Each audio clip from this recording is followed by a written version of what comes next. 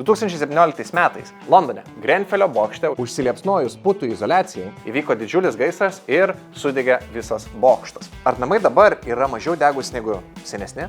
Tam patikrinti turime 4 namukus. Pirmiausia, rąstinis, seniausias mūsų namukas, tuomet sovietinis blokas, apšiltinimas sovietiniai blokui iš putų polistirolo ir mūsų šiandienos sponsorius Rockwool, kuris turėtų būti visiškai nedegus. Tai ir patikrinsim. Pirmas, rąstinis namukas. Nu ir nepaslaptis, kad medinis namas puikiai dega. Antras egzempliorius, sovietinis blokas.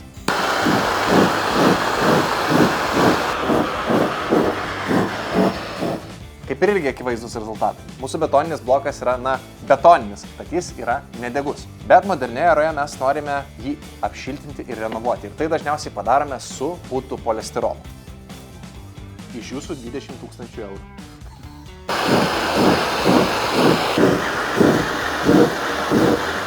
Ir akivaizdu, kad mūsų putplastis yra degus. Jeigu mes norime tokių katastrofų išvengti, vietose, kur reikalinga griežtesnė gaisrinė sauga, reikia imtis papildomų reikalavimų, kaip pavyzdžiui mūsų sponsorius Rockwool.